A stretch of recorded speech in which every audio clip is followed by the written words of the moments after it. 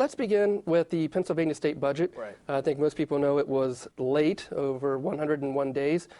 In your view, the final product, were you disappointed that it took this long to get there? Yeah, and Kevin, I think it's important that we talk about process and also the content, because at the end of the day, I think the content was fair.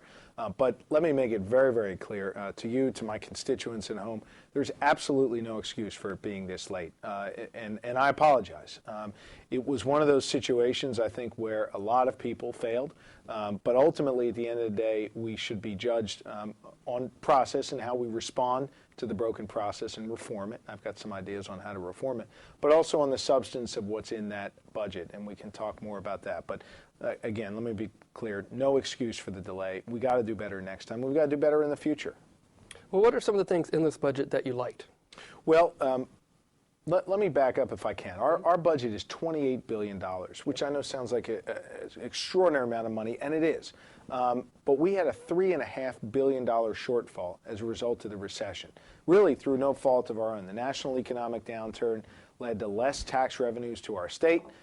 Therefore, we had about a $3.5 billion deficit. So when you have $28 billion and you're losing over $3 billion of that, that's real money. I mean, that's a huge chunk of the budget. It's over, what, 10%? So Yeah. you can imagine if you lost 10% of your household income. Absolutely, Kevin. And then you got to think about what are sort of your fixed costs. Like, for example, we know it costs just over $30,000 a year to incarcerate a prisoner. We know if we're sending someone to jail, we got to pay that bill. Mm-hmm. We know that we've got lots of different social services where we have laws in the state that says if you're this age, with this disability, this income, you're going to get certain services. And we know those services cost money. So you got to pay those fixed cost bills first. And then you've got to look at what people here call discretionary spending. That is, where do you have a little bit more latitude in terms of where you can spend it?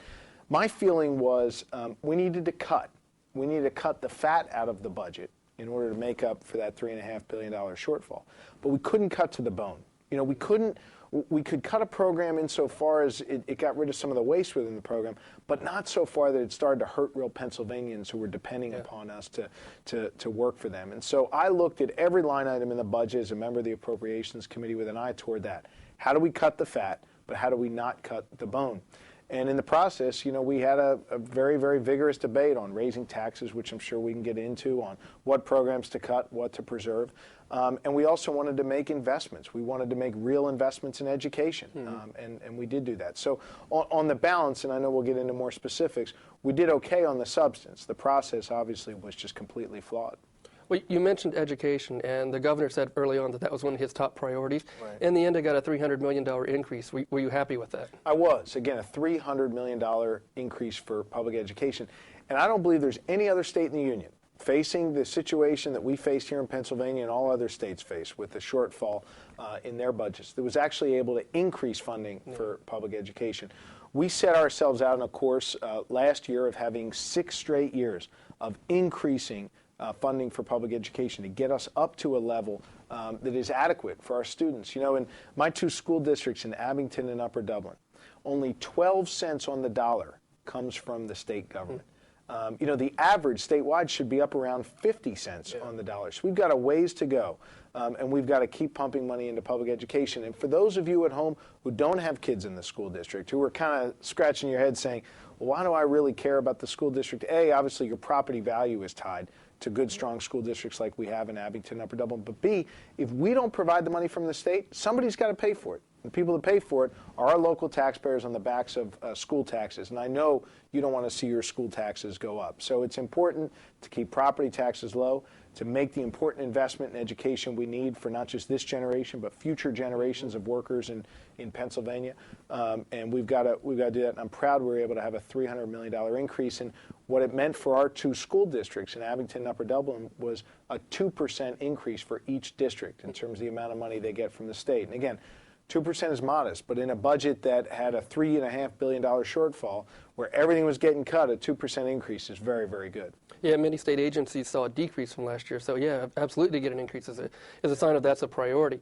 Well, you mentioned property taxpayers could have been forced to pay more for schools if the money had not been there. Obviously, when this budget, paying for it was one of the big obstacles, one of the big challenges in the negotiations. There were a few proposals out there that made it pretty far along, pretty far along, considering the attacks on the arts and some other things. You guys said no. Yeah, well, actually, the first proposals, Kevin, was to raise the personal income tax and say to every Pennsylvanian, you're going to have to pay more to fund this budget. My view was we should not have a broad-based tax increase like that, that in a time of recession, I couldn't go to my constituents and ask them all to pay more. Then there were some who came back to us and said, well, we should have sort of a smattering of different tax increases. And among them was a tax on the arts and culture.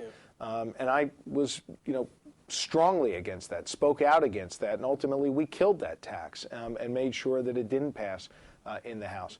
The arts and culture are not only important learning tools for our citizens and residents here in the Commonwealth, but it's also a great economic driver, particularly in our communities in southeastern Pennsylvania. For every dollar we're putting in, we're getting $3 or $4 back in economic development. So we've got to keep investing in arts and culture, number one. And number two, we certainly shouldn't tax them. We shouldn't make it harder for people to go to places like the Abington Arts Center or the Philadelphia Art Museum or the Kimmel Center, whatever the case may be. So I was pleased we were able to kill that. At the end of the day, we did have a few modest tax hikes, and those are on cigarettes and small cigars. We also transferred some funds from existing surplus accounts like the Rainy Day Fund. And the combination of all of those revenues made it so we didn't have to cut $3 billion out of our budget, that our cuts were actually much more modest. So, for example, libraries, something, Kevin, that is really important in Abington and Upper Dublin. Libraries last year got $75 million worth of state funds. The original budget proposal that really focused just on cuts cut it to $37 million. By having this tax on cigarettes and moving some of the funds around from different accounts within the budget, we were able to only have a modest cut down to $61 million. Another example, I've fought year after year for a $750,000 line item to provide women who are 40 and over who don't have access to health insurance for cervical cancer screenings. Just so important. We were able to do nearly 100,000 cervical cancer screenings in Pennsylvania. Because of that $750,000, we were able to really, literally save women's lives as a result of this. Some people wanted to eliminate that program. We were able to preserve it at $718,000. So a slight cut, kind of back to what I was saying before. We cut some of the fat, but we didn't cut into the bone. The same women who had access before will have access again. Just two examples of how using the new cigarette taxes, using some of those fund transfers, we were able to stave off otherwise very, very draconian cuts in our budget.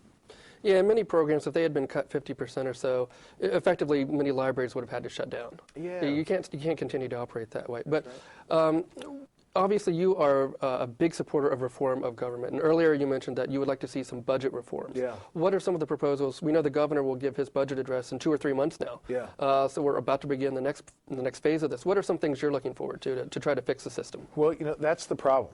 That the governor is going to do his budget address now in 2 or 3 months, and not for anything specific the governor will say, and I don't want to blame the governor, but we shouldn't be doing this budget process year after year after year. I think we ought to have a 2-year budget. I think when we get elected to the new session, senators and representatives should be in a 6-month, essentially special session on the budget. Our standing committee should be empowered to really focus on the line items within the budget that they deal with. So the Agriculture Committee would look at agriculture line items, for example. Focus on them, figure out what works, what doesn't work. Report back to the Appropriations Committee, of which I'm a member, what we need funding for, how that funding should work. And we should pass a bill by June 30th, a budget by June 30th, that funds the Commonwealth for 2 years. That should be the first 6 months of our legislative session.